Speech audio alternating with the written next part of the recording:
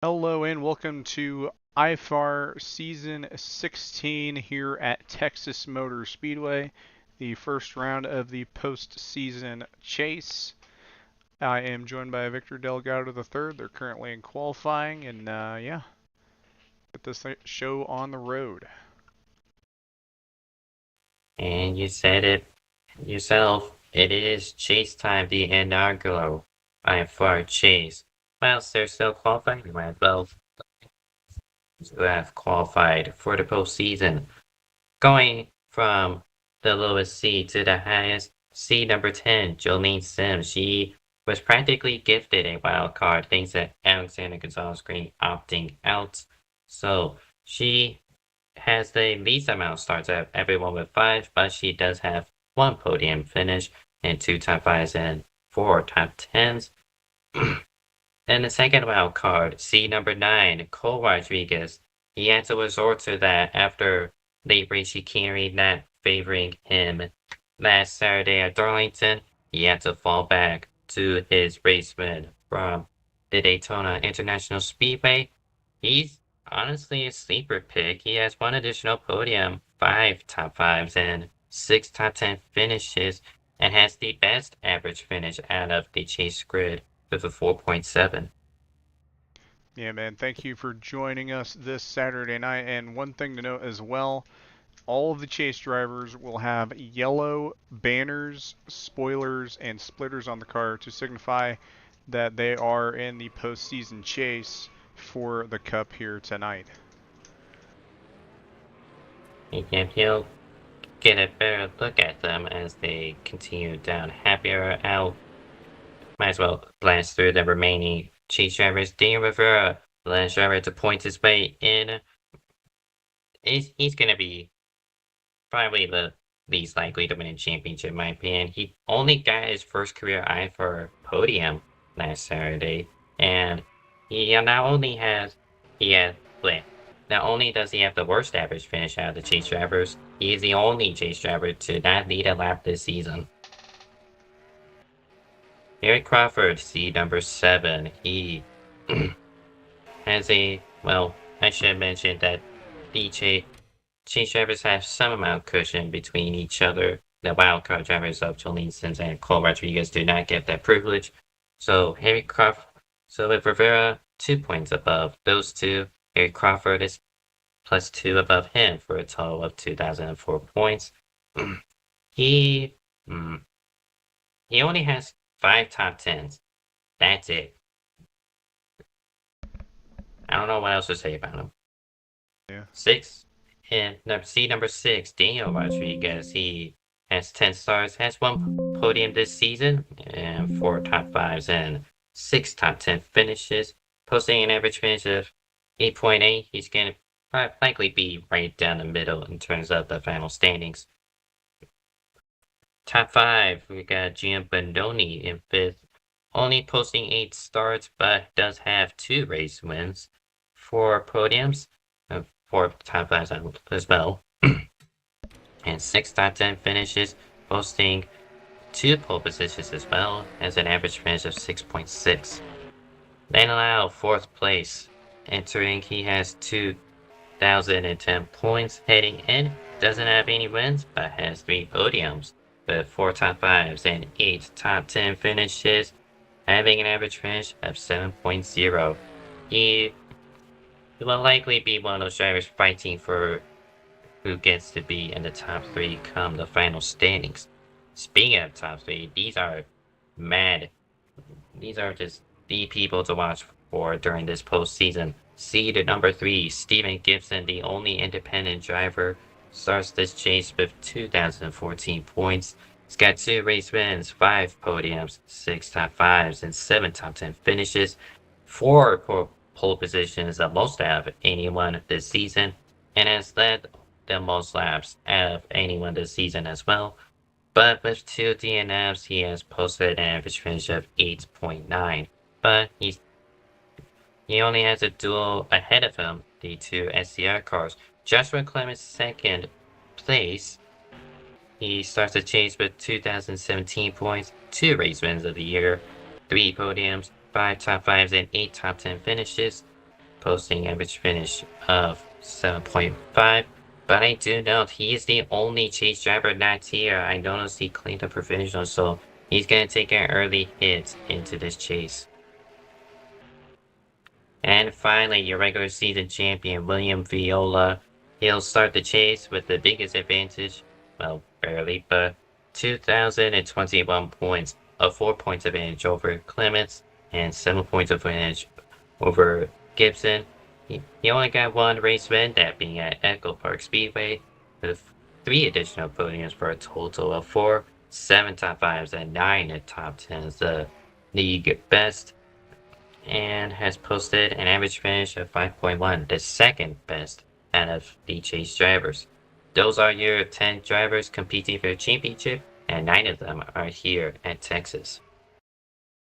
Yeah, and I think, we got a lot of fast drivers in this. We've seen Steven Gibson. He's been really quick, but, overall kind of inconsistent. So definitely going to have to make sure he hits his marks here because this is basically go time. There's no room for those mistakes or bad strategy calls. You got to hit every note on every song sung here. And another guy I do want to look at is Gino Bononi, who's just been insanely consistent from what I've seen. I mean, he's not perfect every race, but I mean, he's just really been one of the faster guys here in IFAR the past few seasons. Has been getting a few wins here and there. I would definitely keep an eye on him tonight as well, as he did lead some laps here in I think last season's race it was, where he was fairly quick towards the end of the race, if I remember correctly. Well, why not start it big here at Texas to open up the chase? It should be a 100 lap race. So what pit strategies do you suggest? Well, I suggest a 2-stop strategy to split in thirds as much as you can, though there could be a couple of drivers wanting to go an extra couple of laps because out of any intermediate, I say Texas ironically has the biggest tire degradation and fall off, not because of the I-9 and how it's set up, but just the toll of the track geometry in general. I am especially looking at turns 1 and 2.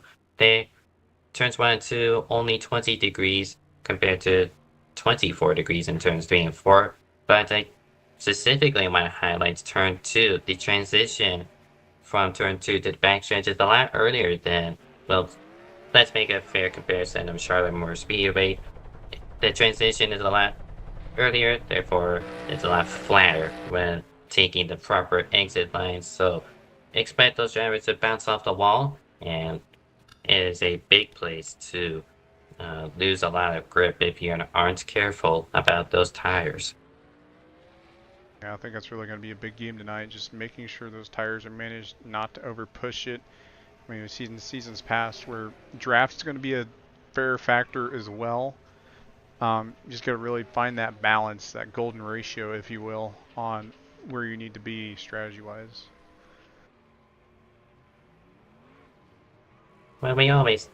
Well, tonight we've been talking chase drivers and who will likely win. How about a potential spoiler? Jovan Anderson, who is a last-second entry in the number 93 Toyota. His car file's missing on my end, but he's been proven in IFAR that he is a race-winning contender, or at very minimum, a top 5 runner, so he can potentially be a spoil here at Texas. Yeah, another driver before we go to race. I think Dane Stinson, another guy who has shown some speed at some intermediates in the past. Keep an eye on him. Yep, he only made one prior start this season, that being at Rockingham, where he finished 9th place after starting 9th place, having a net gain of nothing that race. So as the grid forms up, I'll try to speed run the qualifying results. Gino Bononi on pole position with Gibson starting alongside him on the front row. Row 2 has Landon Lyle and Jolene Sims. Row 3 has Daniel Rodriguez and Tal-Aziz. Row 4, Jovan Anderson and Cole Rodriguez. William Viola and Skylar Den make up row 5. While row 6 has been occupied by Daniel Rivera and Harry Crawford. Row 7, Friesen Rodriguez and Liam Tingley. Row 8, Riley Trewick and William Gregory. Row 9, Dane Stinston and Daniel Silla. Row 10, Roman Gonzalez and Thomas Troxel. Row 11, Jelani Howell and Carl Childress. Row 12, Jukusho Nome and Garson Moon-young. And Cameron Jamison is the only other driver not to post a lap time. So should be 25 cars rolling off the grid now as we begin the very short paraded lap. And another thing to note here, always got to watch out for them restart gremlins. Tires are going to be cold, or well, not crazy cold, but definitely don't want to overcook it too early in this thing. Easy to make mistakes. With the turn 2 I mentioned is going to be a trouble spot. Pace car heads in. It shall be Benoni into the restart zone. It is time to go big in the IFAR chase. I'm not there, already wrecked. Now going to be our first reset. Well, if I did say go big, I don't necessarily mean killing Had to people. get out of the way. Sorry, guys. Well, if you like Rex. Daggum, Gino just got KO'd. Daggum. Hopefully they Dude, got that trust over. me, I have no idea how I did either. No, I did it at Charlotte. That was the problem. Trucks are on the hot mic. You probably should meet him. Yeah. Here we go. No offense to him, obviously, just... Yeah. He's got every right to have his fun. I was, you know, that's on me to mute him.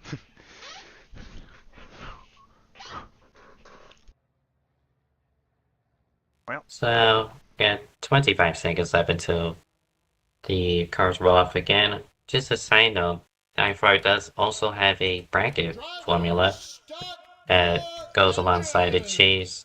I'm not going to mention every lineup, but in case it gets a little dormant and ran out of topics, we could bring those up. Yeah, definitely so. I mean, we got a fairly big field tonight. Like you said, 100 laps. Going to be a decent bit of strategy if it stays green. If we get a bunch of yellows, we'll see how it goes, but definitely in for an interesting night tonight. So as the grid rolls off once more, it's going to be 100 laps, 2x spare, points in no return, and cut physics. Pace car dives in. Benoni and Gibson will try this again into the restart zone, and we are ready to go big in IFAR.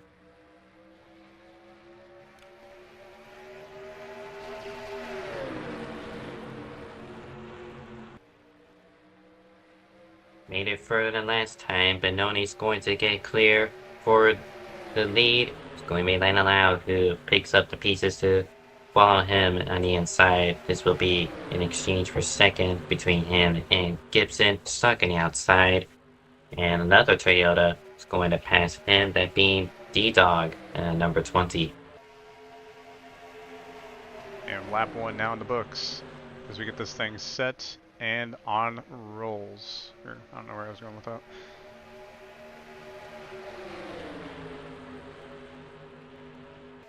I mean, I hate it to be Gibson who is stuck on the outside right now. Just not the preferred line through turns 1 and 2 especially, but just all the way around this racetrack. You could get a run up at turn 4, but at least so far, it looks to be a neutral in speed between him and Jovan Anderson. Yeah, I think, you know, short run like this, pretty neutral depending on your competition, but I think as that long run goes on, we might see some guys start using that top line just to get around their competition for the most part. We see Viola now going 3 wide for that spot. Your regular season champion looking to put more of a cushion between himself and Clemens, but more likely Gibson, as Clemens is not present tonight. Gibson heads into the chase third, and after starting second, he falls down to 7th place. And Viola, meanwhile, has been moving up. And a lot of yellow banners up in this top 5. In fact, the entire top 5, even 6 at this point, all yellow banners. I have to go AFK for a second. All good. Yeah, as Victor goes AFK, we were talking about those spoilers. Another one of those guys, Skylar Den, now in the top, I believe they just made a pass for 7th place. Actually, we've got a pass for the lead now. Landon Lyle going to overtake the 24, or try to overtake that 24 on that bottom line. 24 gets the X off of 4, and it looks like that's going to stick for him. Jolene Sims also going to try a little move down here into 1, not quite going to stick. Daggone, I just realized their back benders are also yellow. Daggone. Alright. But yeah, it looks like just a big draft cluster at the moment. Just trying to, you know, find that golden ratio. How much you want to push, how much you want that track position. Find that slipstream, find that draft, find your comfort zone, but don't get too comfortable. Because if you get too comfortable, the competition is going to catch up, and they're going to really beat you real quick. As Jolene with a bit of an aggressive move here into turn 1. Oh, a little too aggressive. Is going to a little slide it a bit. Right in front of their teammate, William Viola. It's going to slow that train down a little bit as Viola goes down trying to hard block on D-Dog Rodriguez. Not going to work. 3 wide into turn 3, and it's going to be William Viola staying ahead of that 20 car as we exit turn 4. And Gibson getting a run behind that. Yeah, back return to that little mistake from Jolene Sims. There was, in exchange, a brief battle for a lead, but that included the 81, but he gets door bashed by the 06, and all that precious track position is out the window. Yeah, really good qualifying effort by Landon Lyle. This is going to really put a big wrench into his race as well, along with having that side damage now he has to deal with. And assuming he opts for damage repair is going to cost them time down the pit lane, here comes Jolene Sims for the race lead. She was gifted a wild card position, seed number 10 versus seed number 5.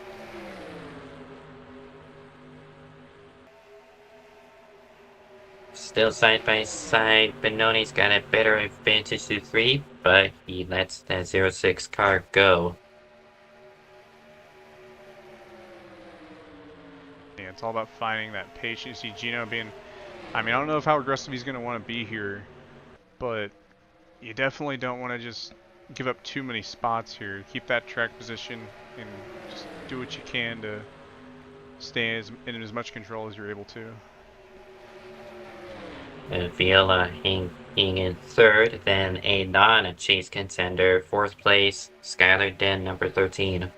Trying to fend up against Daniel Rodriguez, a chase contender, in 5th. Yeah, definitely don't sleep on that 13 of Skylar Den. They've shown speed in the past at these types of racetracks. Yeah, he, along with Joven Anderson and Friesen Rodriguez, are the non-chase contenders currently running within the top 10, with a 4th in the form of William Gregory looking to pounce on the 91 car of Cole Rodriguez. And don't be fooled, that 31 is not a chase driver. They have a yellow spoiler, but that is just with the branding on their car. Side by side, this is for 4th place. And Skylar then got up into the non-existent marbles, but just offline. The outside is just not the place you want to be here, and he'll lose 2 positions.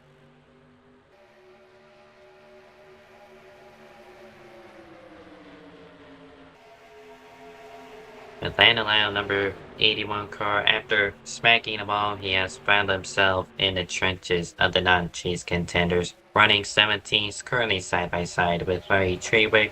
He gets clear of the number 16, but he's got a long race ahead of him to put himself back in contention. That was a nice paint scheme by Carl, by the way. Doggone. Another Bass Pro Shops car.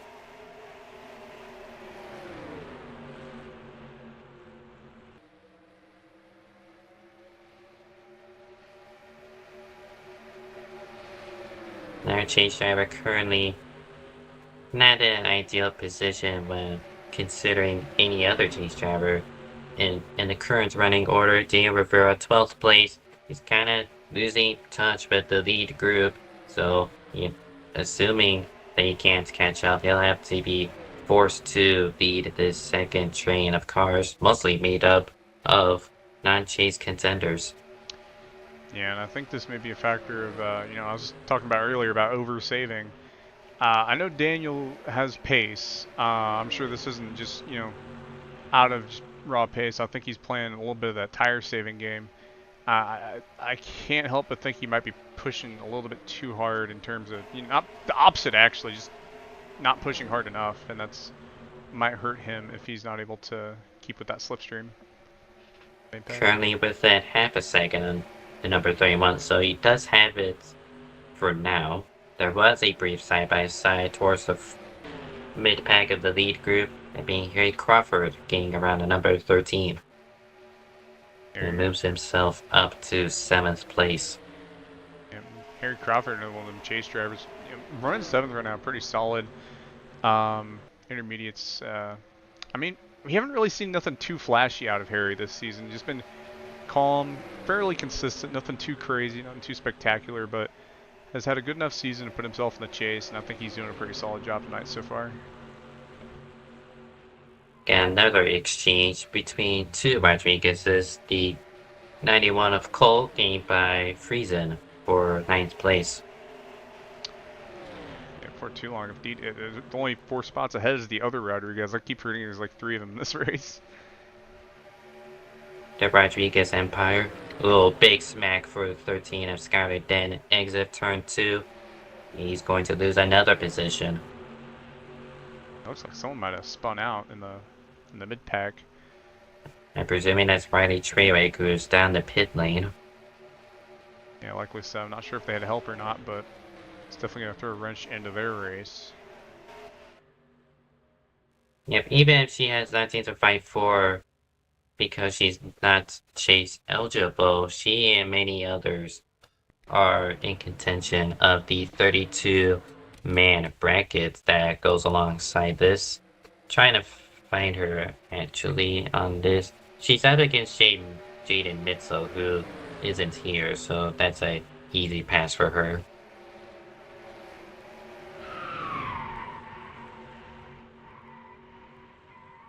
Yeah.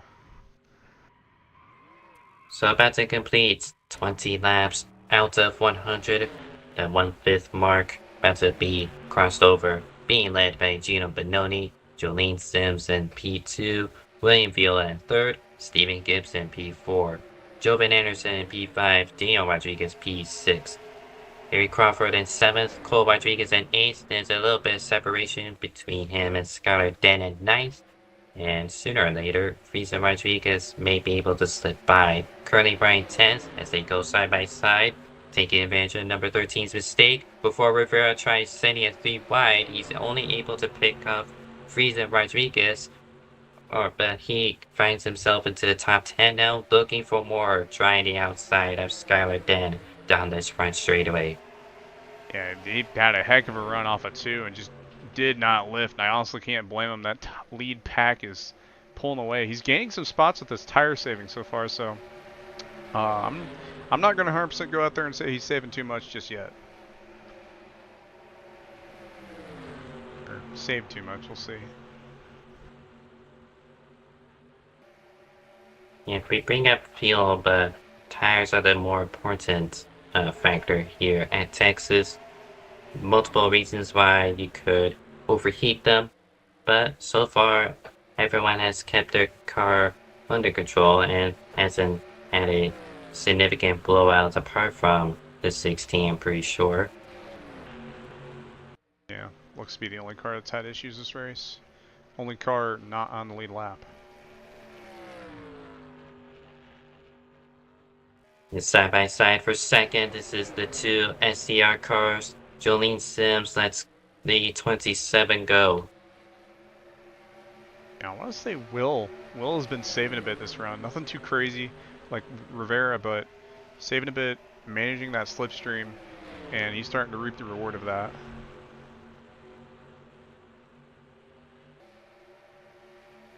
And correct me if I'm wrong, but we did see these top 2 fighting amongst each other earlier in the season with the accomplice of tire saving.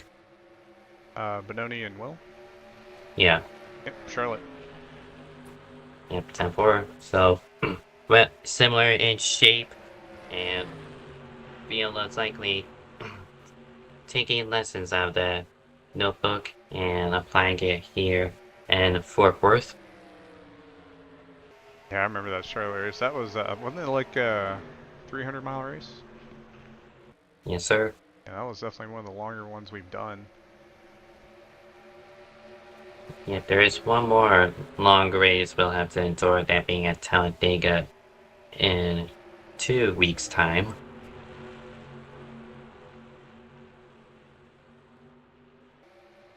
That'll be an interesting endurance.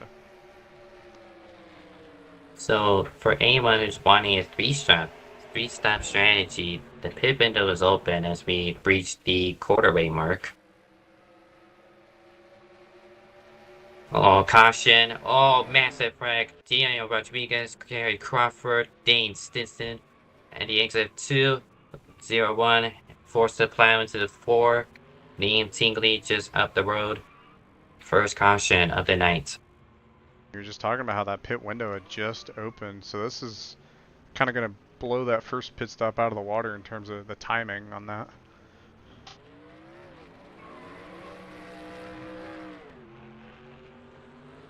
The replay on that. The battle for 6 into turn 1. Harry Crawford just gained too close to 20 and sends him spinning. Yeah, it's just, I mean, you got to think about Harry Crawford, lives in Australia. Got to think about that net code. Dang on, that is a nasty wreck. I wonder if Rivera's probably got engine damage from that. Holy, that Oh, he got clipped. Yeah. Got rear end damage at very minimum. A replay for sure on that 15. He got hit hard.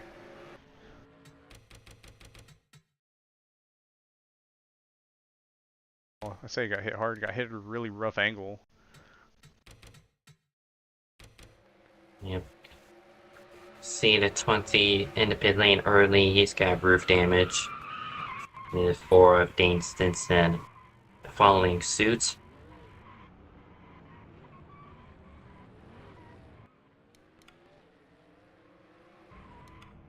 Another roof kick. Rodriguez.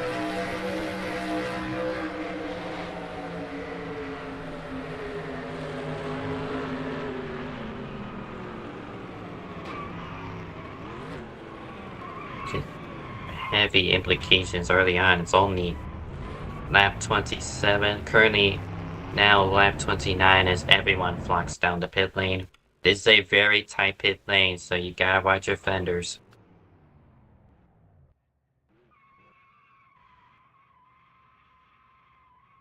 Man, Harry just shot down the track in that wreck.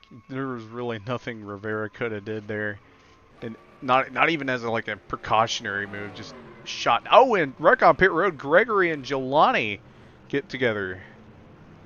I just mentioned you gotta watch the fenders. Carl with a solid pit stop after being last most that run, and Skylar Dent just ran into the back of Landon Lyle, who was stopped on pit road. Just got his damage repaired. He might even have more damage after that. William Gregory going to come out last on pit road with Kyle Busch style pit road exit.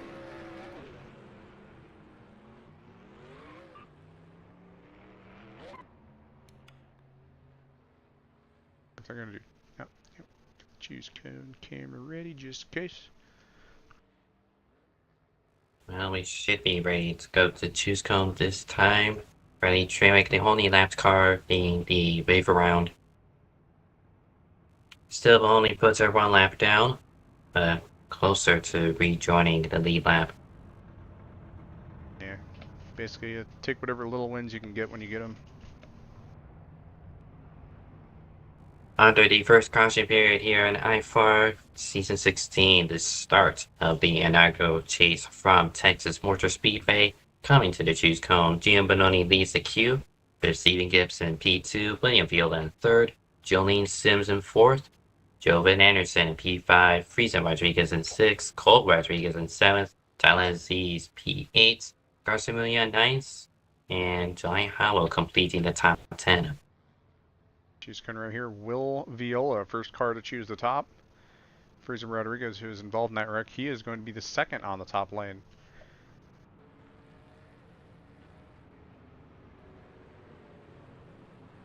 I just realized something. Wait, is AGG racing? No. Oh, I could have swore he was racing tonight. I was gonna say, if he was, I could have swore there would have been like 3 Red Bulls tonight. None of them on the same team. Well, for an unfortunate pun, Red Bull gave Harry Crawford some wings, alright. Yeah, that's true. I got flown over by a Red Bull truck one time. That was definitely not on my bingo card for sim racing career, but yeah. Gotta mark off the little bucket list you didn't know you had.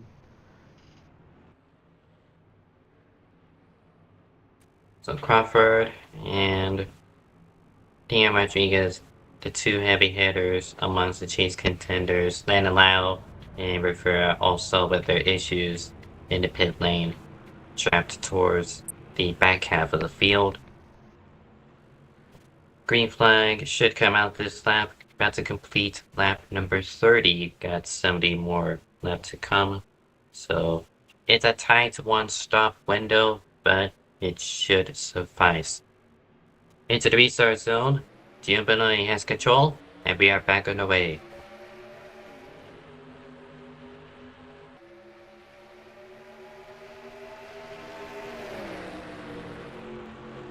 Beautiful launch run 24 allows Gibson to already move up to second, and we are already having another caution. Someone wreck? Well, I have AGG in my whisper, and it looks to be just a reactionary call. It involves Rivera and Lyle with a Carl Childress as the primary reason why for that reactionary call. Honestly, that's valid. I can't blame him.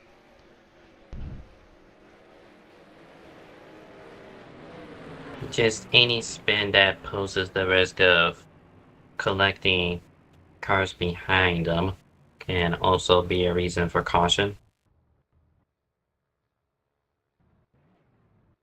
Yeah, Lyle not really having that good of a race right now, to be honest. Just insults to insults so far for the number 81. We only made it 2 turns, so I don't suspect anyone coming down the pit lane unless they feel like topping off on fuel. Yeah, I think topping off on fuel would probably be one thing we need to watch out for, if anything here. And maybe if someone in the back might not be too comfortable on the colder tires.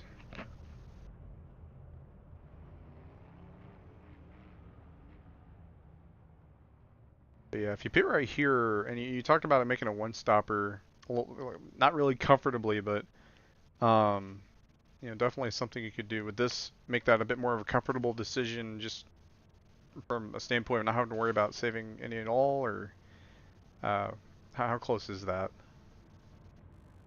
Well, it was supposed to be a 70 lap run, so splitting it even would make it 35, which would require some fuel saving.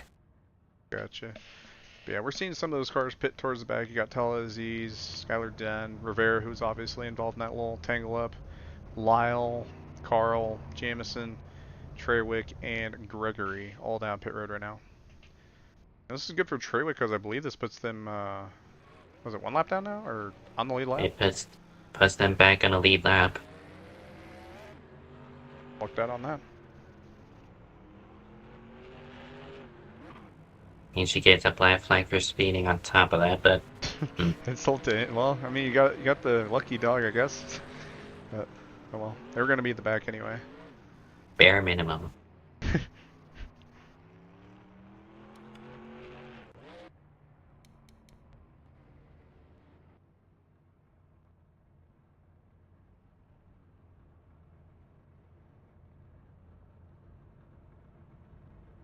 So I believe it is the top 17 who have elected to stay out. So they're going to be the test subjects on whether or not they can manage to heat up their tires with a colder deficit to those who have just pitted.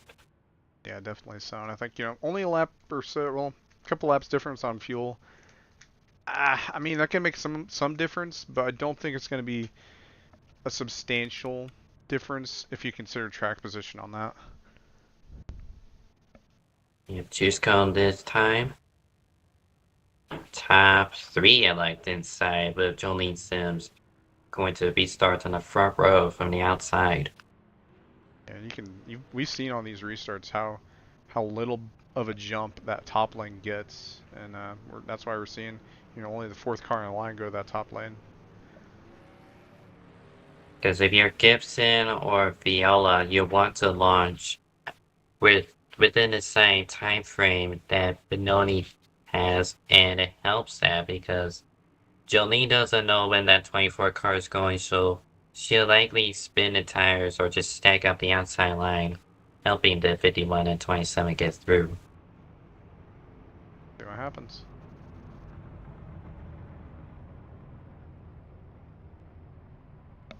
So wrapping up, the second caution flag shall be Gio Benoni in the hands of the control. Jolene Sims will restart on the front row. Then it's Gibson and Cole Rodriguez, row 2. William Viola and Garcia Mullin, row 3. Friesen Rodriguez and Roman Gonzalez, row number 4, with Jonathan Anderson and Chico Shionome in the top 10.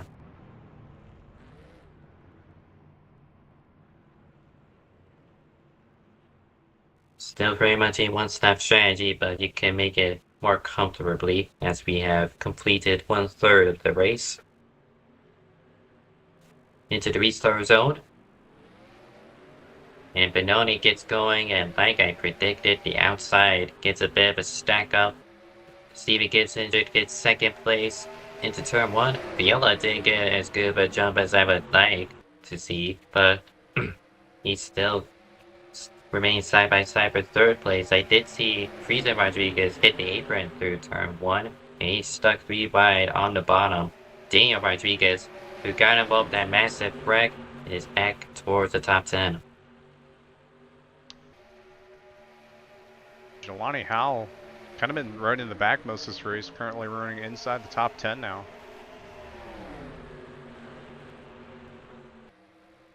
Unable to get 8th place from D-Dog, and more or less gonna play his parts into the Texas train.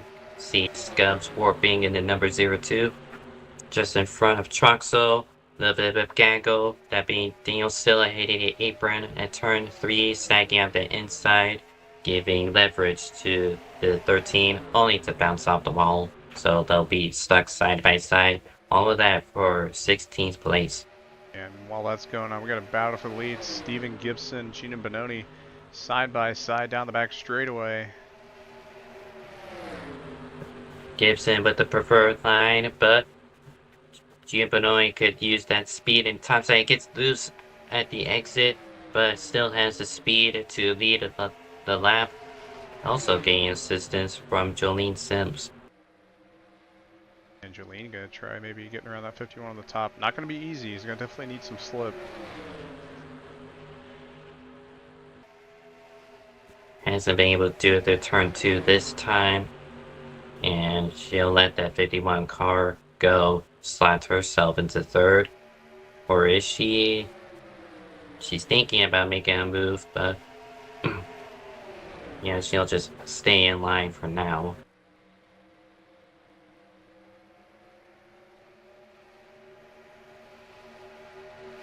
Yeah, chase contenders all within the top 5 as now Jolene makes a lunge for 2nd place through turn 3.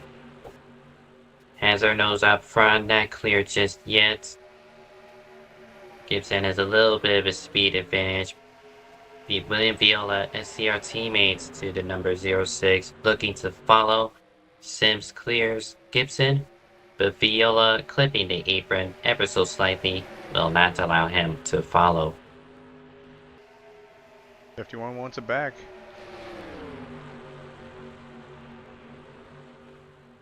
Looking for a crossover. And it's going to be side by side down this front straightaway. 06 gets 2nd place at the line. But Gibson with the preferred line through turns 1 and 2.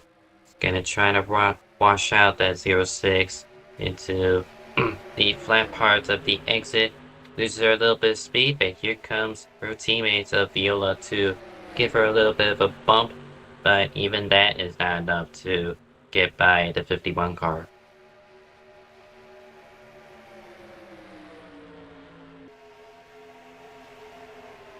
One dicey for the lead. Gibson looked to make a move on Benoni, but backed out a bit. Oh, here he goes down into turn 3. He's going to make a bit of a dive here. There's going to be a caution. A big rag at the back straightaway. Cameron Jameson, Dane Stinson, Harry Crawford once again. Rivera, Tingley, then Shinonome, and Daniel Silla. Yeah, this is Dane not having a good night. Get a replay on that.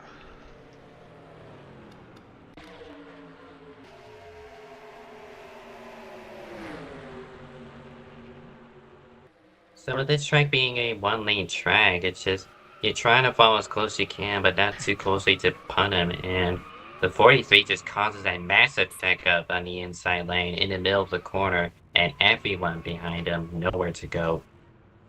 Yeah, I mean, that's pretty much that in a nutshell. Dadgum. It's like one car gets hit, everybody goes up the track spinning.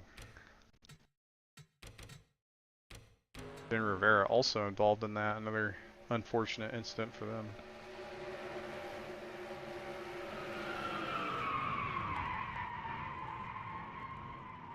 Duco just spinning while waiting. He restarted in the top 10 and just fell like a rock, unfortunately, into that danger zone of the third caution of the evening. Everyone down the pit lane.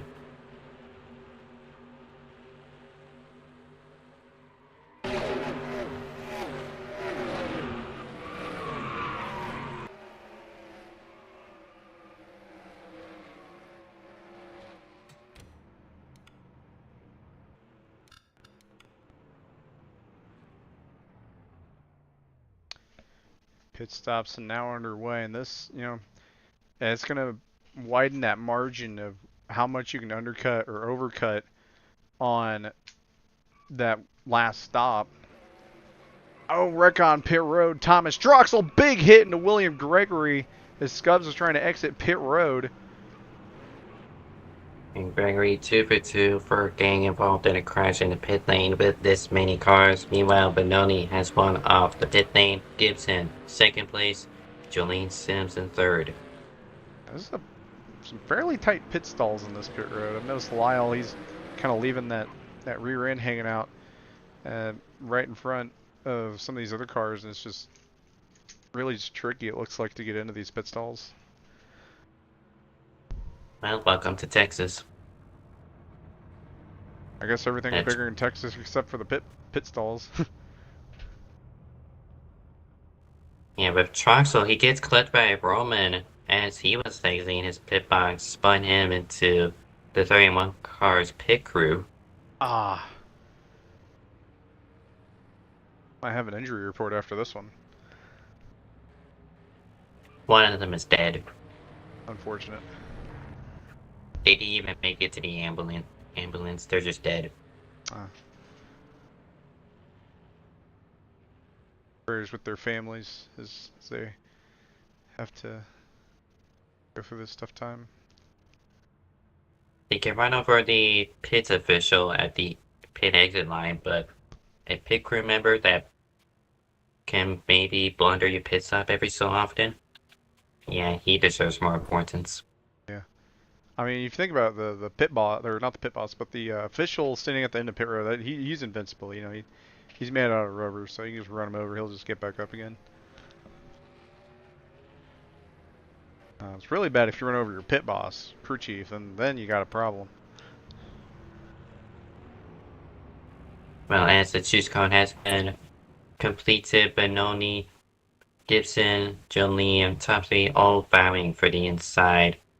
Carson Williams taking advantage of this, looking to restart on the front row from the outside. I like this call out of Young. Not really a lot of stuff. I mean, they've ran the bottom. There's, you've seen the, well, you got to try something, and they're trying something. I don't know if it'll work, but I respect the call there. Yeah, everyone who tried restarting from the outside hasn't been very successful at least staying side by side with the control car. Maybe Moyang has something up his sleeve. Maybe.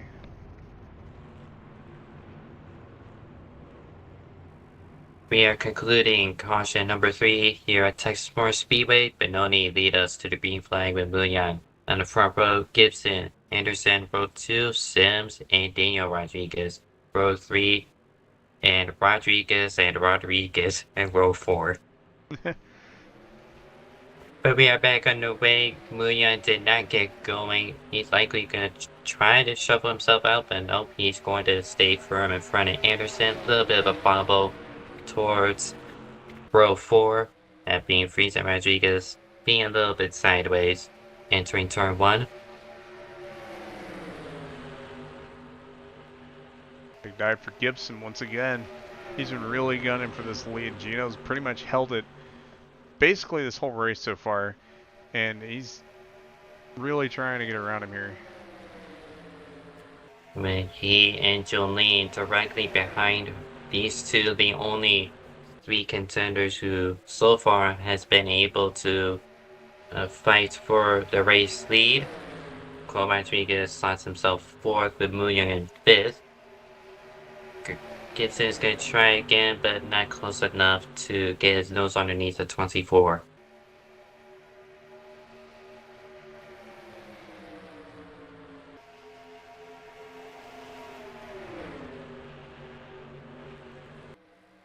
And Gibson is trying different approach, at least with turn 1, trying to arc it so he could get a better straight line. Through turn 2, the tricky parts around this 1.5 mile facility.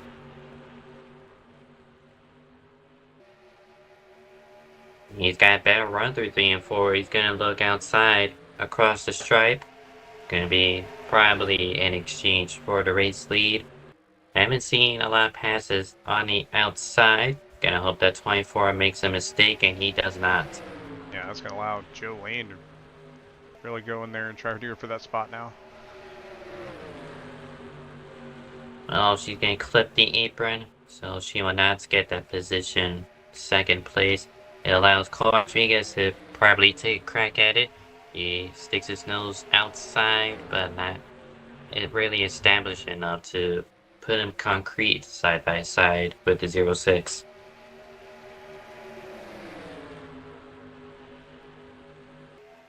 Already seeing a little bit of separation. Top 5 have broken off. Joey Anderson and Daniel Rodriguez 6th in 7th place. Starting to lose touch with them.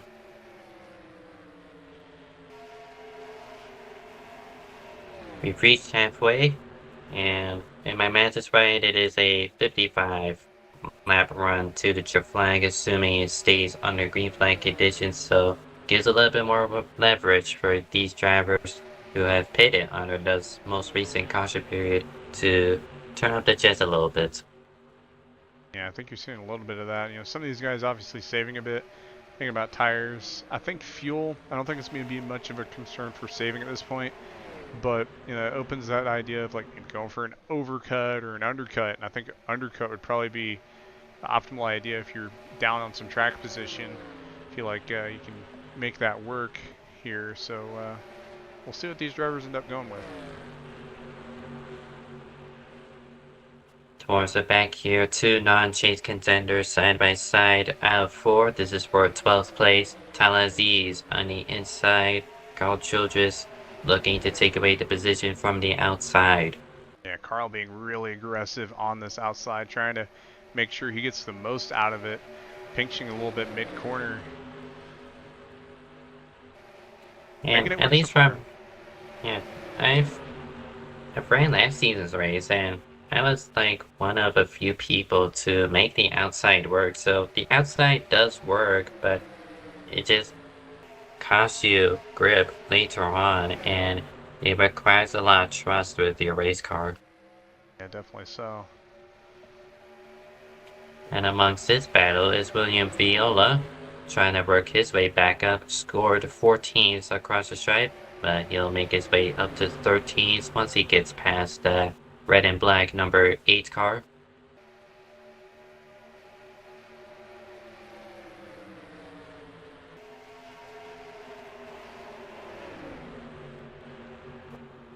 And 27 able to solidify that. Troxel flows, and he'll get himself 14th place.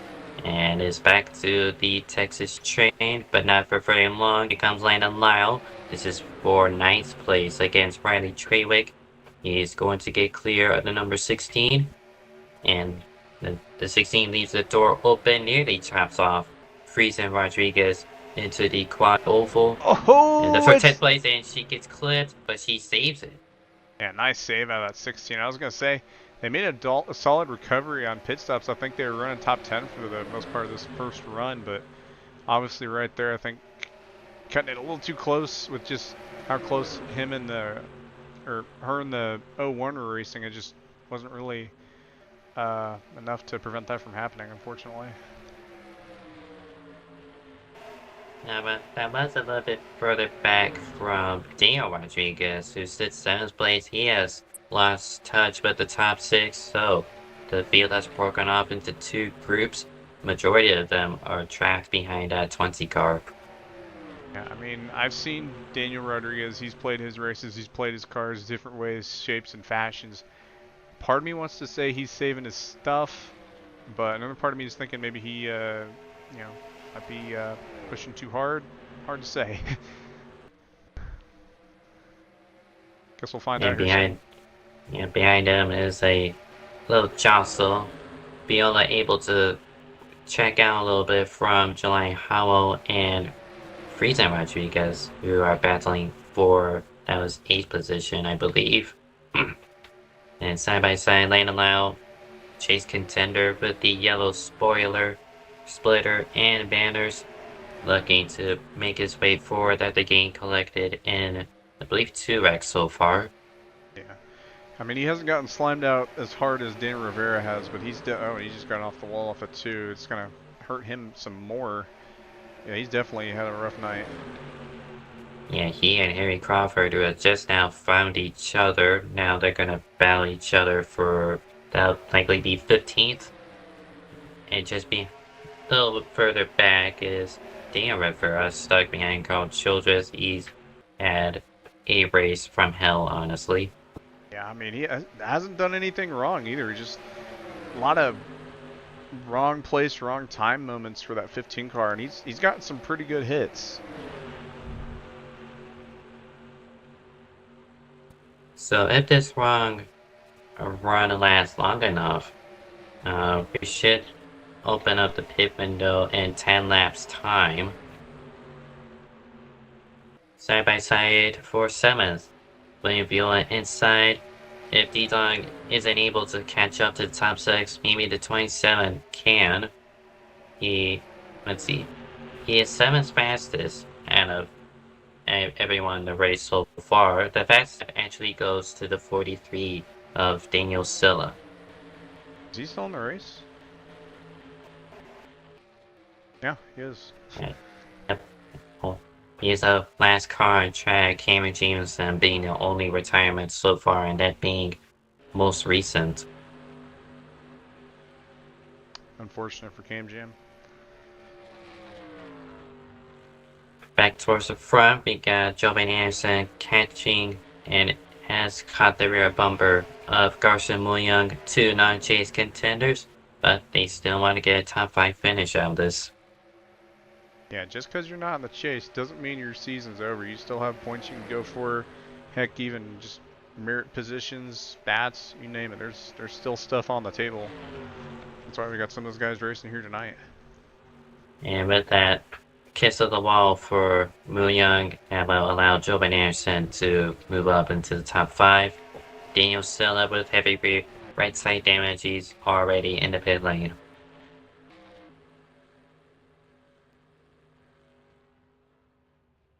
I think he's going to be a little short on making it on gas, so he's going to, I don't know, was it?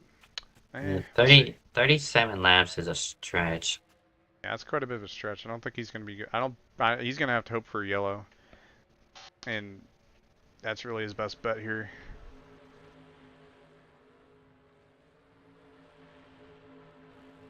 Well, gotta hope that these leaders pit soon.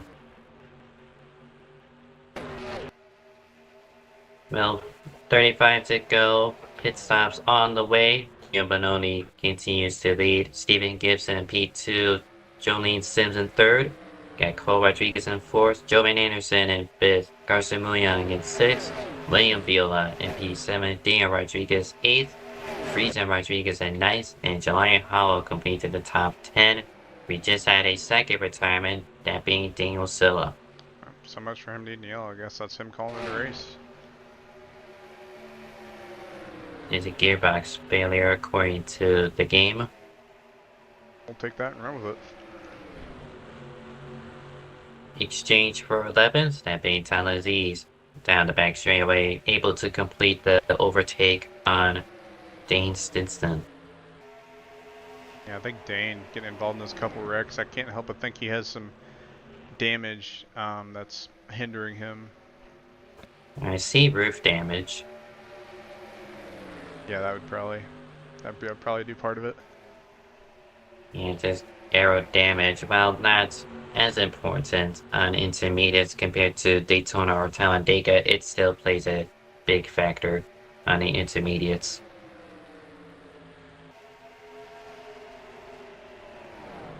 But Bononi seems to dispute that. He has pulled away, now up to nearly a second lead over Jolene Sims, who has just gotten by Steven Gibson.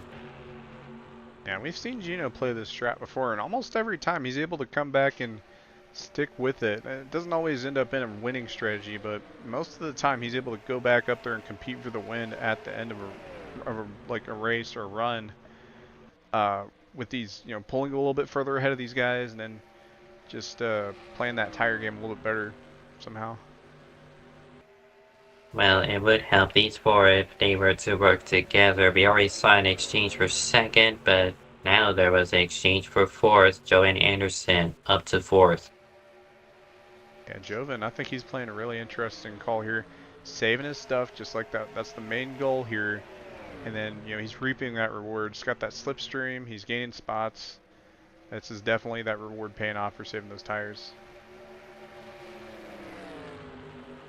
About to hit 30 to go. Pit window has been open, but if I were most of these drivers, I would expect them to pit directly at halfway. We restarted on lap 46, so that would mean pit stops likely to occur in 2 laps time. Yep.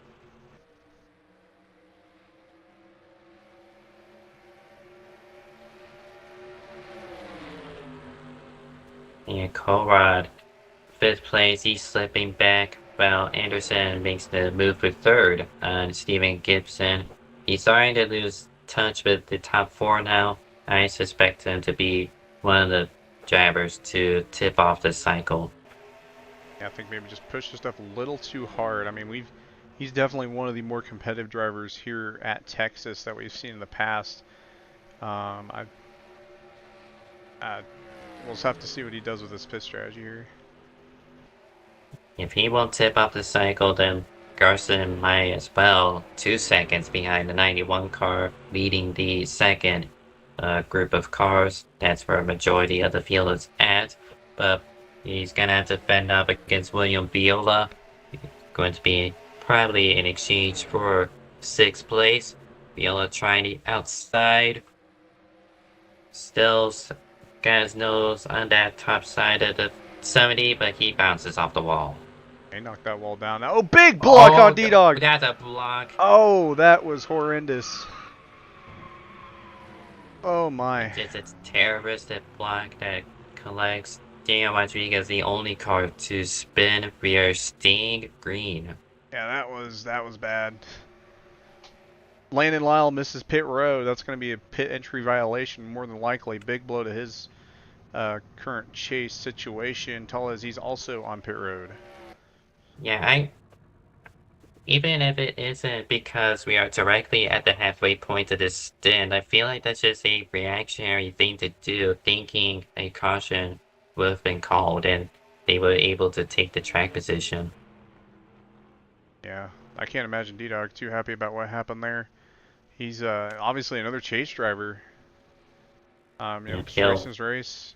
Car in front hits the wall, and that was an insane block. I can't lie. Yep, he and Roman Gonzalez down the pit lane this lap. And it tips off the pit cycle. Got a couple more coming in this lap. Dane Stiston being one of them. Got here Crawford, William Gregory. All flocking down this lap. Yeah, some mixed strategy here. Not everyone coming in the same lap. Obviously, you don't want to do that. Pit road would end up turning into Times Square, but that the laps difference in tires can make a solid difference. See Gregory taking that bit more of a cornered entry. That might hurt Steven on his pit exit. Oh, they get in the Treywick. Oh, that's gonna put them in a rough spot. Yep, and I also saw Troxel miss the pit cone at entry. I wonder if he'll get a pit entry violation. Yeah, this pit road has been quite the conundrum lately. And it's just one of the hardest pit lanes to execute on the NASCAR calendar, and it's proving no difference tonight. For Jolene Sims, she was 4th place, I believe. She makes her way in the pit lane this lap.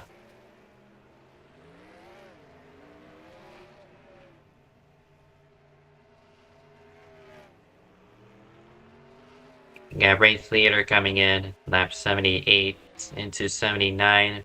Joven and Gibson electing to go at least one more lap. It looks like Harry Crawford, he's back down pit road. It looks like he might have sped. Unfortunate for him. Another big chase implication early into this chase.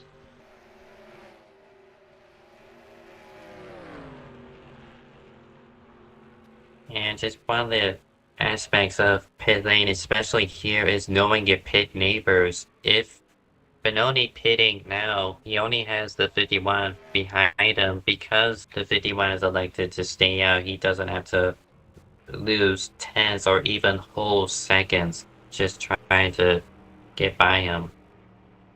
Yeah, I think that's a smart call. And he's also going to have a lap better on tires, so obviously he's going to lose a little bit in track position, but if he can make that time up with the draft or whatever able to aid him in that, he might be in a solid spot. Gibson and Joven pitting together. Benoni at turn 3 now. Jolene Sims gets by for what should be the provisional lead.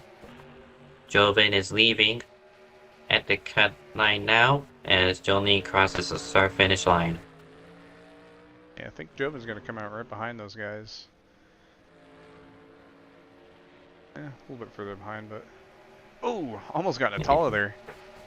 Yep, trying to get onto the banking as soon as you can, which has been fixed. Last season's race, the merge line, aka the point where you're allowed to rejoin the track, was accidentally put at the entry of turn 3. That's been fixed. It's at the usual exit of turn 2.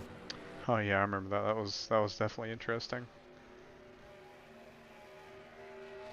So the pit cycle likely has ran its course with 20 laps to go. It is Jolene Sims with the race lead.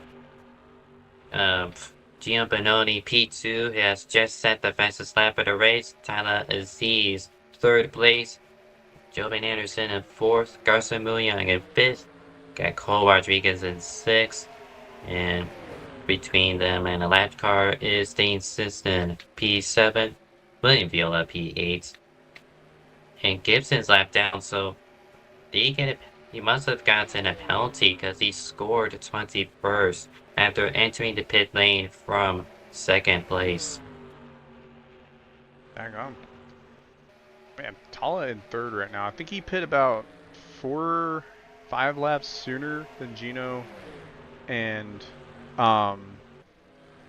the 06. Granted, he's not going to get a win out of this, but he might end up getting a top 10 out of this strategy call. Get a lot of good track position here from that. And speaking of Gino and Jolene, in exchange for the lead, Benoni back in front of Jolene Sims.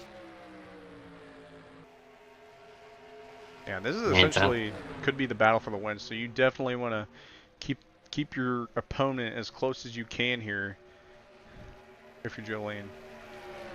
Yeah, TalhaDevYT by pitting 10 laps earlier than majority of the grid, he loses third place, and he's got the two Fords of Cole Rodriguez and Garcia Muyang ready to pounce. Yeah, he might be able to eke out a top 10 out of this if cars fall in the right places.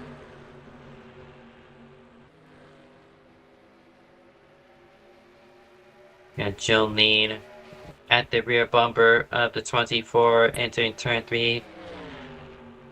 She gives him a little bit of breathing room, trying to set up through 3 and 4, but unable to do so currently. She is going to get the speed down this quad oval, but Benoni dipping his toes into the grass. But with this being a one-lane racetrack, it's just hard to make the pass work, especially when it's just a 1v1 currently. These two are close to 3 seconds over the third place car. I mean, they definitely played this right. Now, I still wouldn't count out Joven. Granted, there's not a lot of time left for him, so I don't know if he'll be able. I highly doubt he'll be able to catch those guys, but with how methodical he's been, he might gain some time here. If they make some mistakes, you know, maybe get a little too close, maybe one of them gets in the wall, he might be able to pick up a spot or two before this thing's said and done. Side by side momentarily, but Jolene Sims got a better run through turn 2, but forced to concede in turn 3. She was forced to get a runner-up position earlier tonight in OSCC, and she wants to be one place better in IFAR. Yeah, it's going to have to go through an Italian to do it. It's not going to be easy.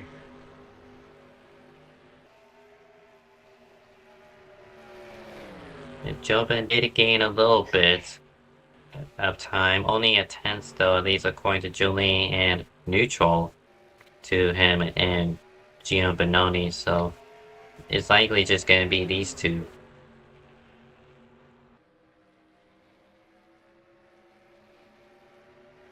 Jolene building a big run here on the exit of 2. Big blocks going on here. Jolene going to go with a bit of a send. Not too egregious, but that is going to heat those tires up a bit. Trying to force any kind of mistake for Benoni, but the Italian is unfazed, able to defend.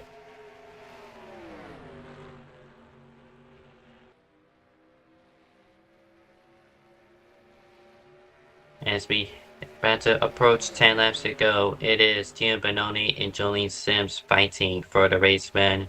Joven Anderson in third, 3 seconds behind.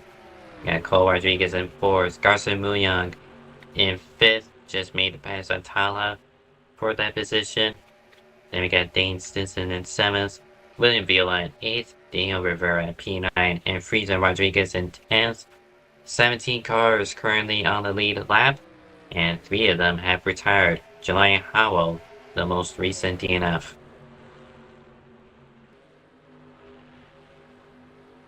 Yeah, they were having some solid gains there towards the end too. I think something might have happened on pit road.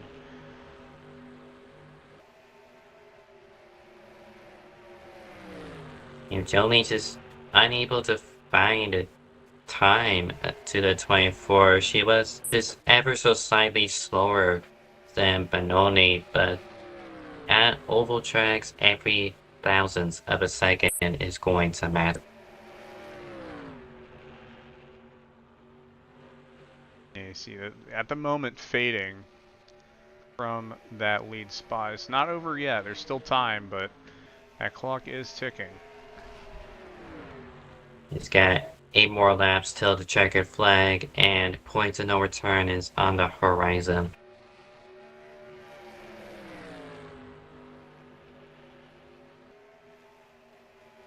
thing to know as well, Gino did pit a little later than that 06. I think about a lap or two. That I think we're seeing the results of that right here. But still on that slipstream, if you can find something, you could still make something work here. Yeah, at the conclusion of the pit cycle, Jolene rather was ahead of the 24, but Benoni was able to pounce at the earliest opportunity after realizing they both have gotten by Jovan Anderson. And Jovan has he's been 2 seconds back now. Granted, I highly doubt he's able to catch that in 5 laps, but being able to gain that time a little bit back, you know, not too bad. 3/10 faster than both of them this lap as we hit 5 laps to go.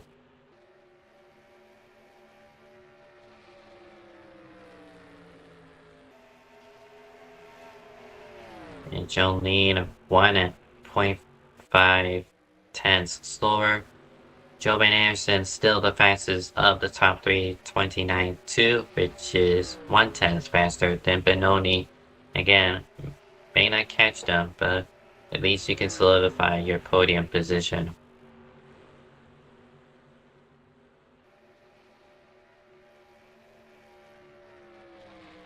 We have hit the point of no return, no more cautions from here on out. It is just a slugfest between Jolene Sims trying to get back by Gina Bononi as she did during the pit cycle.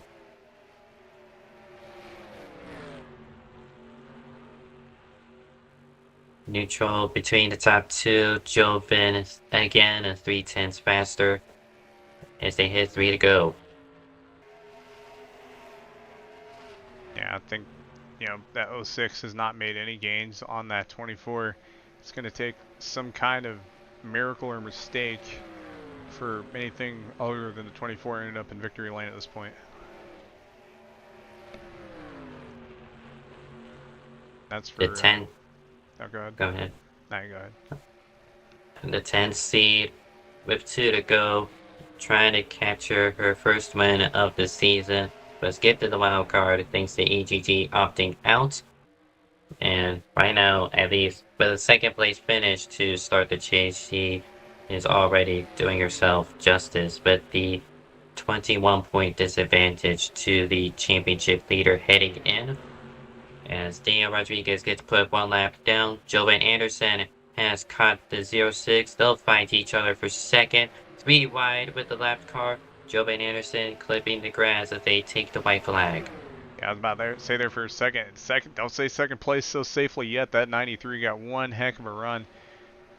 He gained a lot of time there. Not going to be enough to catch Gino, but heck of an effort out of Jovan there to get what? Oh, hold up. Jolene going to go for a bit of a sin here. Not going to be enough. 93 has the better tires. He won at Atlanta. He won at Charlotte. He completes the trifecta of these circuits. Gino Bononi wins at Texas.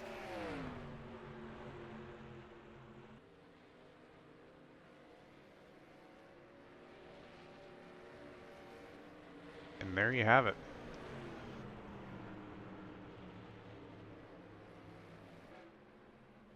Clean race. I mean, Gino ran clean. All these leaders ran clean. I don't think any of them really got into each other. I think really the only dirty incident we really seen between the top 10 really was that incident between D-Dog and William Viola.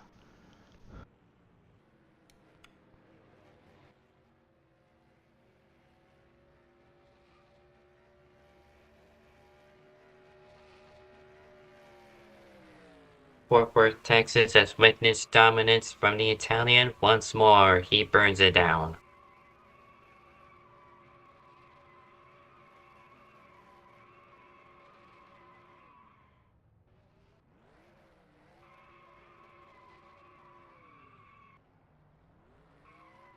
And talk about being big, he has got the perfect points day after entering the chase, 5th place in the standings.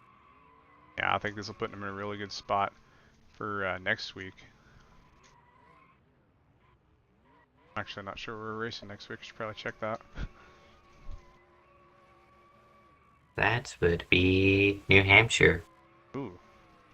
That will definitely be interesting for sure. I expect Gino to be quick there. Gonna try to see if he can find himself a victory lane here. Have one. Who out here doing burnouts on the pace car?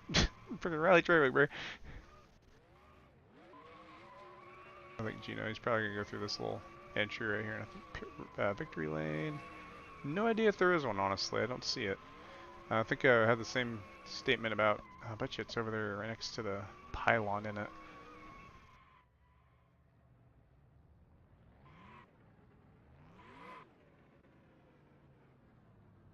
He'll find it eventually. Yeah. You just follow him through the. Yeah. Wait, hold on. This is the same version of. No, it's Texas. Daggum, the shadows are absolutely horrendous. Daggum, I need to figure that out. Daggum. But yeah, I could have swore I've seen something over here next to the pylon. Yep, that's just a piece of grass. That is grass. Nice, yeah. So yeah, they didn't put a victory lane in here. Missed opportunity. Welp. Well, Picture up for the burnout, and then we'll read off the results and go to the post race. yeah, might as well get started on them while you do that. Gino Benoni emerges victorious once again in dominant fashion. Jovan Anderson with a late charge, able to get second place. Jolene Sims tries as she might. She falls to third place, gaining her second podium of the season. Carson Williams in fourth, Cole Rodriguez in fifth, got William Viola at P6, Talaziz in seventh, Dean Stiston in P8, Friesen Rodriguez at ninth, and Daniel Rivera completing the top 10. Skyden in 11th, got Liam Tingley P12, Landon Lyle 13th, Roman Gonzalez 14th, Jugo Shinonome P15, Carl Childress 16th, and the final car to finish on the lead lap. Daniel Rodriguez 17th, Steven Gibson with a late race penalty in 18th, Riley Trawick 19th, and Harry Crawford in the top 20.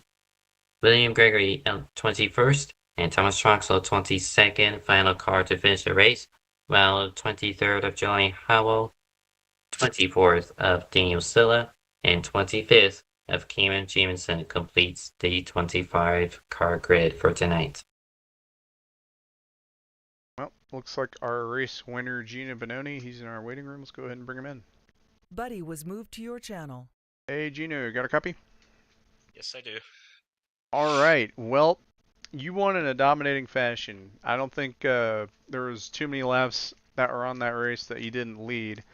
A lot of interesting stuff happened that race, mostly mid-pack, but being up front, was it kind of a chill kind of environment, or is it more like a just like, hey, I need to lock in, let's focus and get this done kind of thing? I mean, Jolene and Steven certainly made a few aggressive moves on me there. Mile and a half, typically bottom lane run the paint, so a lot of scuffling for that bottom lane there. I could just barely make that outside lane work, where it seemed like a lot of other people couldn't when I needed to, and someone would get under me. But overall, I think it was kind of chill. I was focusing a lot on just making sure I'm hitting the line. I think I have these mile and a halves figured out for IFAR. Once you find that line you got to run, it helps you just save tires. It's in track position helps a lot at Texas. I remember last season that it mattered a lot to have the clean air there, so I was definitely trying to protect that. But overall, it was pretty chill out front. Few aggressive moves from the likes of Jolene and Steven, but everything was clean racing. I do have one more question for you. Next race, we got a different type of track, New Hampshire. How are you feeling about that? I feel pretty good about it. I've got an IFAR win there in the past.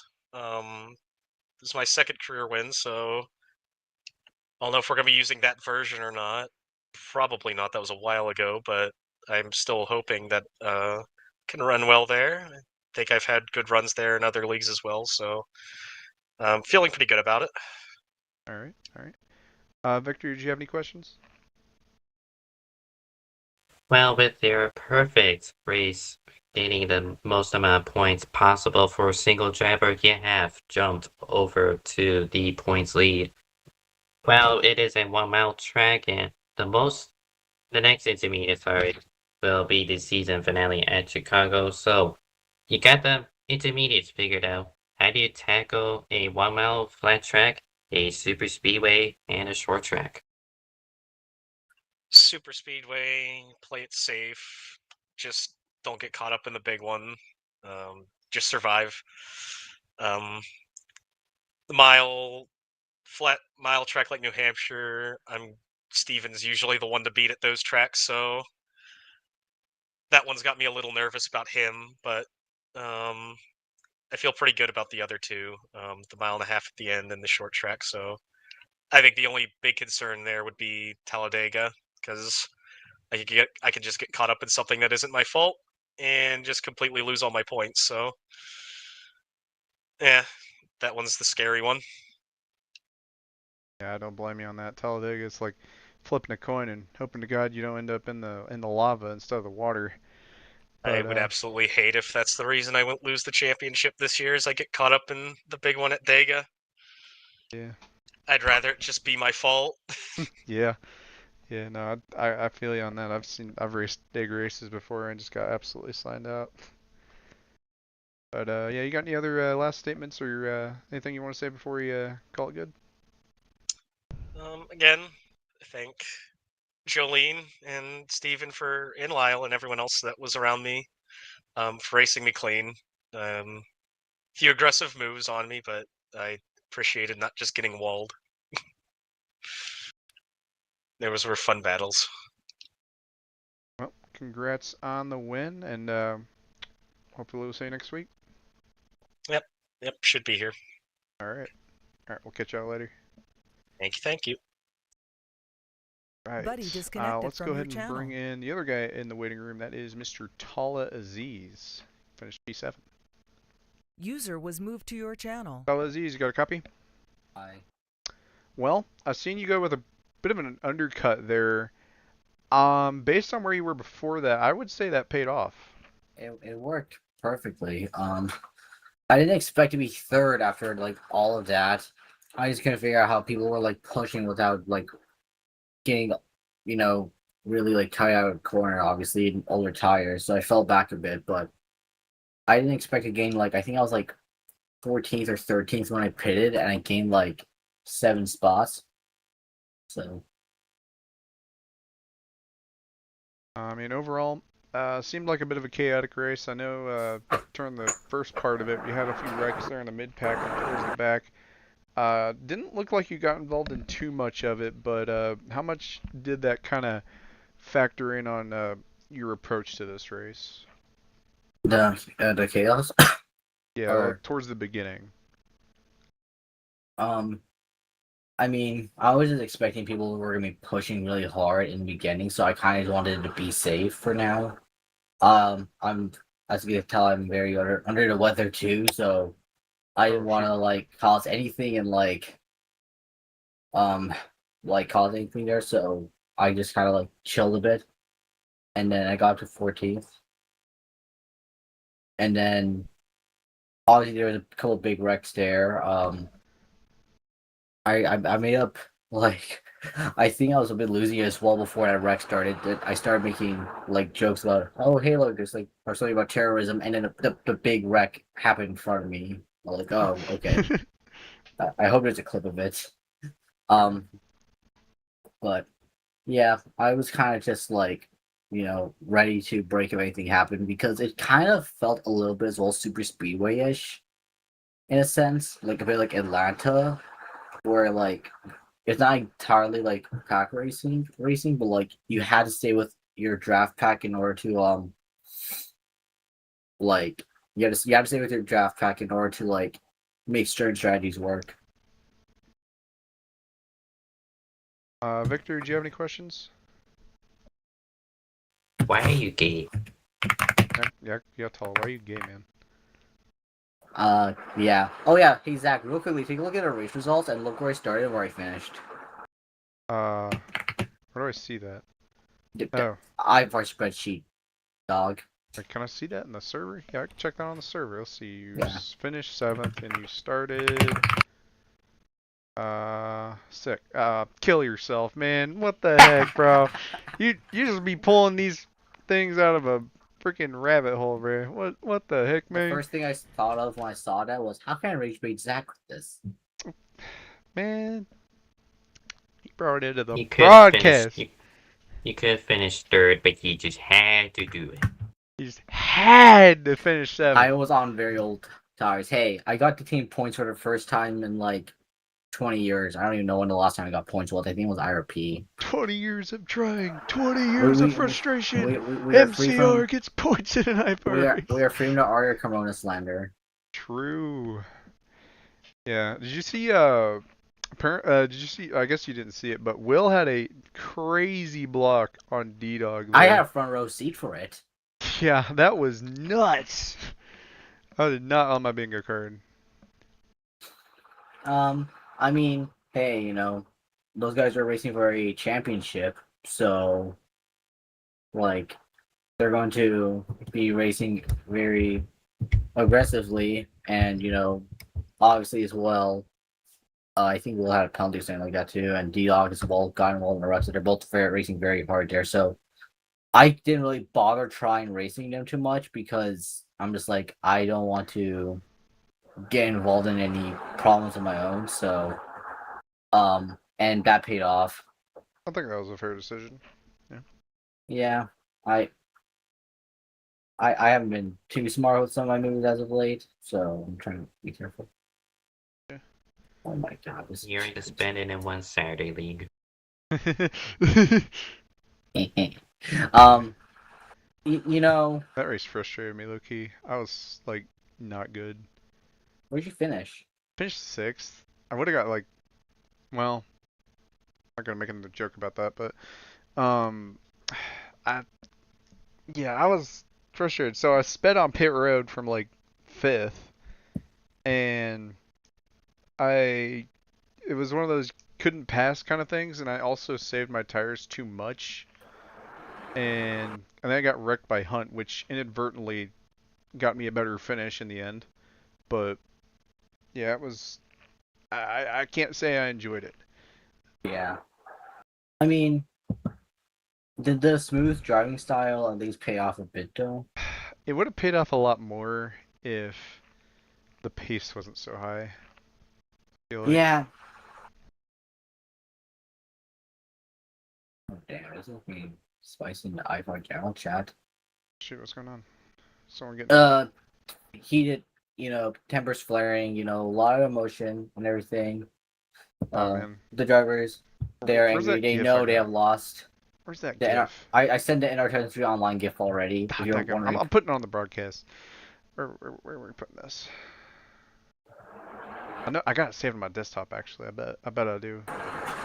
Yeah, I got that. I've had that saved on my desktop since 2024, bro. Heck yeah! NR2003 online racing, boy. Yeah, that was. I only. Dadgum. That's it. I'm done. Up bars without question. Bro, cold put, bro. Like, I think that's a copy pasta, but yeah, that's funny. Unless he's serious. That'd actually be crazy if he was serious.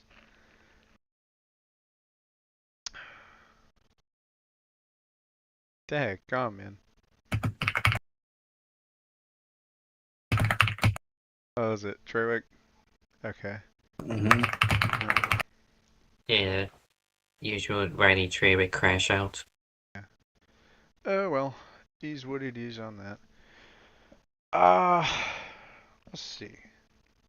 Man, I'm still pissed I'll off take about a OCC. double triple bossy deluxe on a raft, 4x4 animal style, extra shingles with a shimmy and a squeeze, fly axle race, make it cry, burn it, and let it swim. Sorry, Avery Hamilton, send that. It turned on something. What are you talking about? He just said that for no reason, general chat. So I just said that out loud.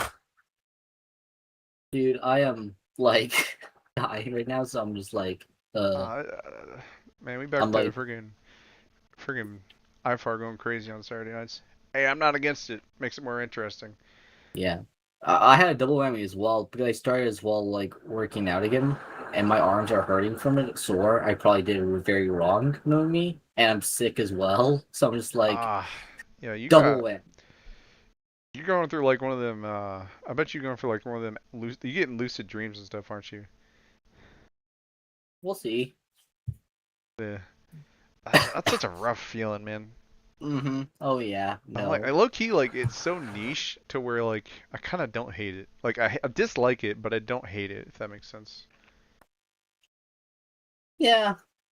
It's just, I guess as I work out more, I'll get used to it. But I am hoping the sickness goes away for tomorrow.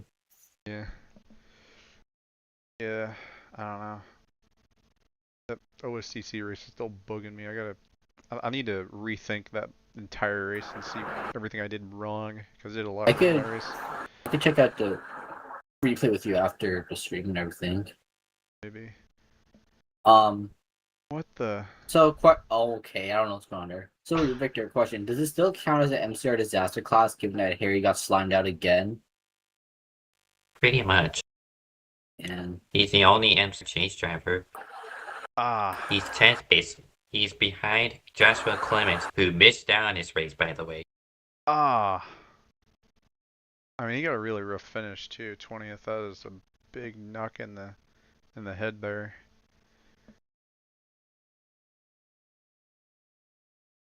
Holy, it's freaking paragraphs going on in the IFAR chat, bro. Holy. Bro, I ain't, this cortisol level is getting a little high for me right now, bro. Reading out. Yeah. Alright. So you see, I'm just gonna send me dying from the fate of the red bird. There you go. That's so funny how that happened. I really hate that Gardic phone, but when it's good, it's good. Made to move. Holy, bro. Insane pull. Oh, also, I was looking in the Gnarl General chat this afternoon. I think I might get suspended from Gnarl. I think Neil thinks I hate him.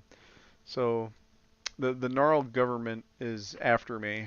Hey Neil, if you're watching this, Zach loves you, and he thinks you're the greatest driver of all time. No, like genuinely speaking, I highly respect Neil. It's just I am terrible at expressing it. I mean, he tries different strategies quite a bit, and it works out really well for him. Like, I respect his strategy calls a lot. Yeah.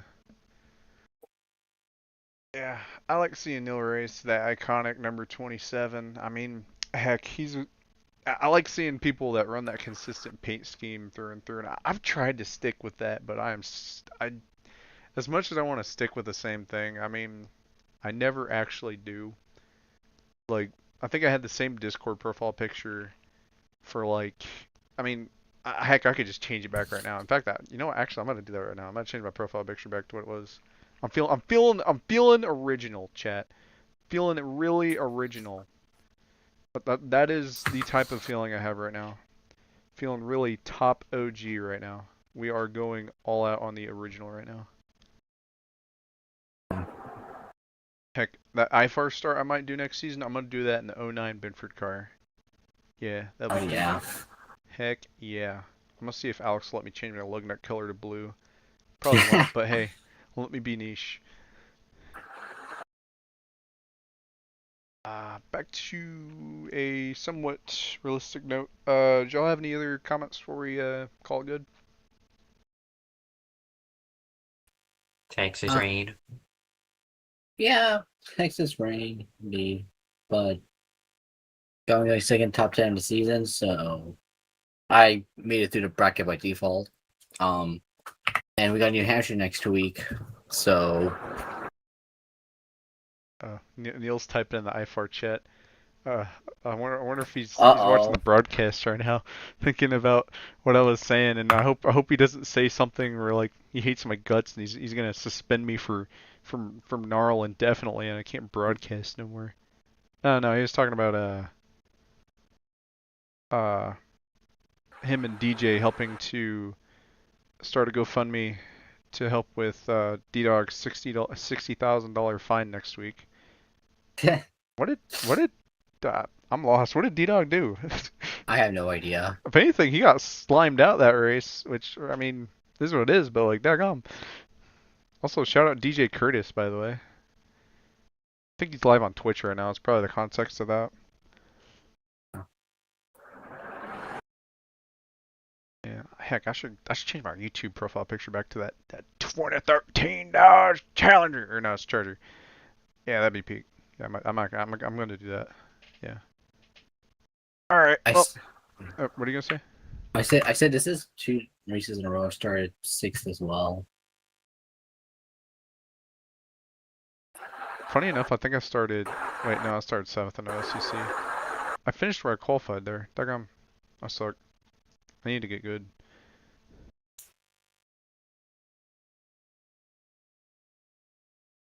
Oh, D-Dog just posted the picture of what happened with him and Will. I'm surprised Will didn't absolutely die from that.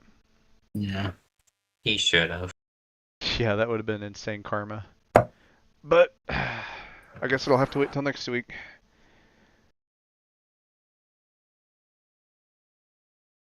And speaking of next week, I think we got New Hampshire for. See, I'm actually getting my memory back. I can remember stuff now. I don't know what happened, but I can like genuinely remember stuff now. So next week, IFAR's going to New Hampshire, Gnarl's going to Pocono. CCRS is off next week. They just finished their season, so we won't be having CCRS next week. So I might do an actual live stream on my main channel or something. I don't know. We'll see. Or now I probably need to work on the next video instead. We'll see. And then Victor, you got a triple header on Monday, Tuesday, Wednesday with the BPNR stuff, so that's going to be something. Pain. Yeah. I hope you don't get too wore out from that. Them BPNR drivers, they can put on some pretty exhausting racing. But yeah, I think that'll do it. Yep. Well, I want to thank y'all for watching. Be sure to like and subscribe if you enjoyed. If you didn't enjoy, be sure to like and subscribe anyway, because screw you. And I want to thank everybody here involved. Alexander Gonzalez-Greene for hosting the league. I feel like Cameron Jamison was in charge of something, but shout out to him anyway. I don't remember what he's in charge of, but shout out to him. Then shout out to Victor for helping me with the broadcast here tonight. Shout out to Talha for being gay. Shout out to everyone else for being totally red, all that jazz. And yeah, I think our next broadcast will probably be next Friday night, unless for whatever reason I have a random urge to broadcast some niche league that runs during another day.